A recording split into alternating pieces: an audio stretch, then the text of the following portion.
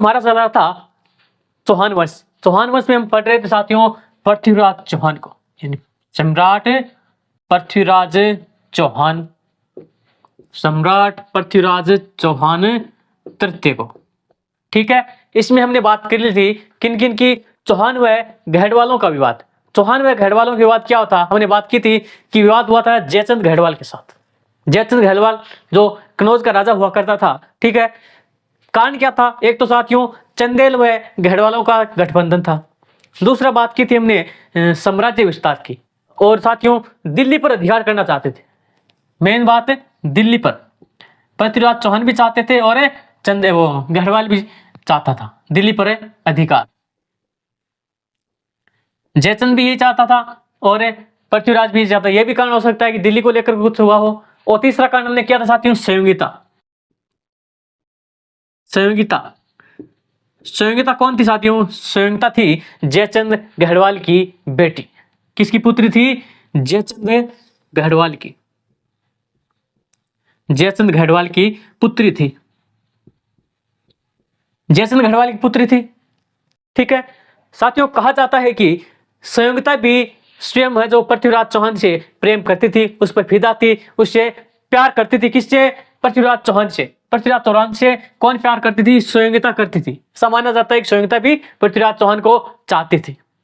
यह बात जब राजा जयचंद को पता चलती है तो जयचंद कहता है ये बात तो जची कोनी, क्या कौन जची, क्या अपनी बेटी दुश्मन से प्यार करे।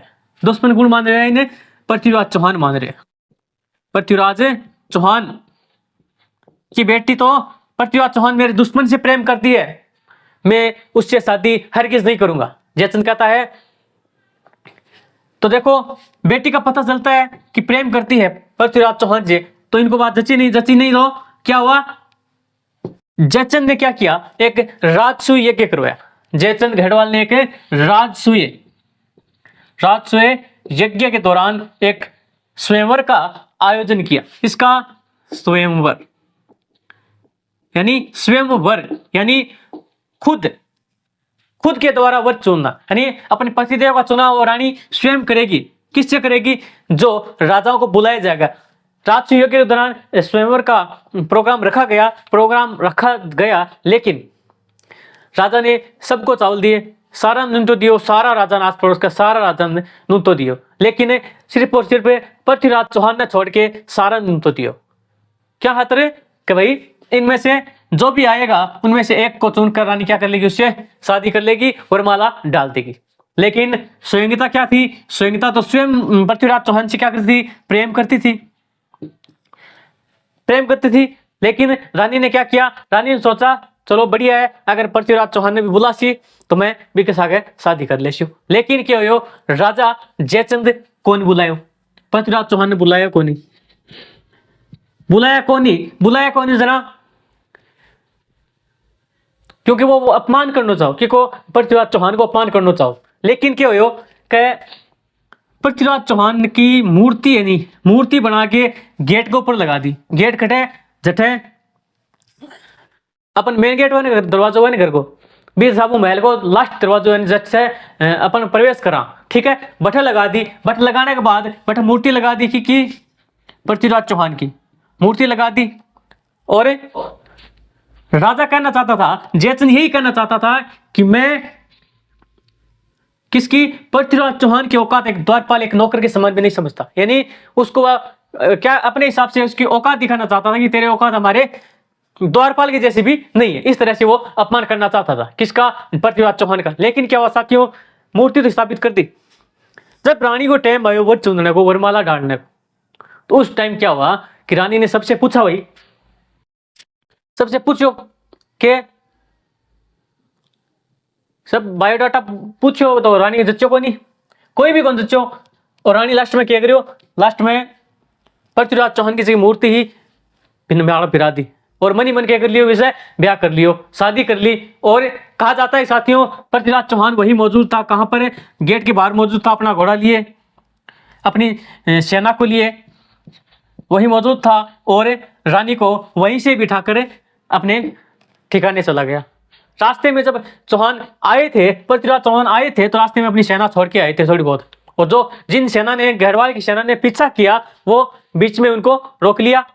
ठीक है, युद्ध करते करते वो अपने ठिकाने पर पहुंच गए। तो साथियों, जिस प्रकार पृथ्वीराज चौहान ने रानी संयोगिता से विवाह किया था, तो यह एक गंधर्व विवाह कहलाया। क्या? गंधर्व विवाह कहलाया। तो प्रेम विवाह था। ठीक है,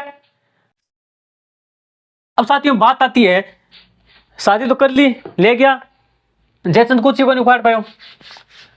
एक तो ये है, लेकिन इस कहानी को कुछ इतिहासकार तो सच मानते हैं, कुछ इतिहासकार ये कहते हैं ये तो काल्पनिक है, एक मनगढ़ंत कहानी है। लेकिन देखो,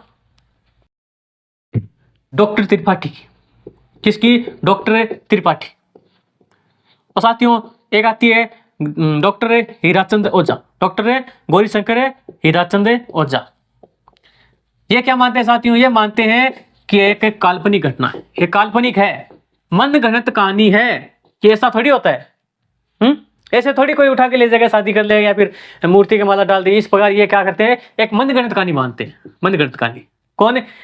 डॉक्टर त्रिपाठी व गौरीशंकर हीराचंद ओझा। बात करते साथियों, जो सही कौन मानते हैं, सही एक सच्ची घटना कौन मानते हैं? सच्ची घटना साथियों, बात आती है चिंतामणि विनायक वेदे, यानी जिसको हम क्या पढ़ते हैं, सीवी वेदे। क्या नाम है? चिंतामणि विनायक वेद्य। क्या नाम है? चिंतामणि विनायक वेद्य, सीवी वेद्य। यह मानते हैं कि यह तो एकदम सच है, हाँ ऐसा ही हुआ था। ठीक है, हम इस बात का समर्थन करते हैं, इस जो कहानी है इस घटना का समर्थन करते हैं, ऐसा हुआ था। ठीक है, एक साथियों दशरथ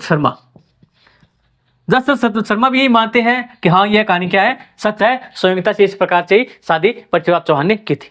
बात करते साथियों गोपीनाथ भी यही मानते हैं। क्या? गोपीनाथ शर्मा भी यही मानते हैं कि हाँ ये सच है, हम इस कहानी को स्वीकार करते हैं, इसका समर्थन करते हैं। किसने? दशरथ शर्मा और गोपीचंद और चिंतामणि विनायक वेद्य ने। ठीक है साथियों।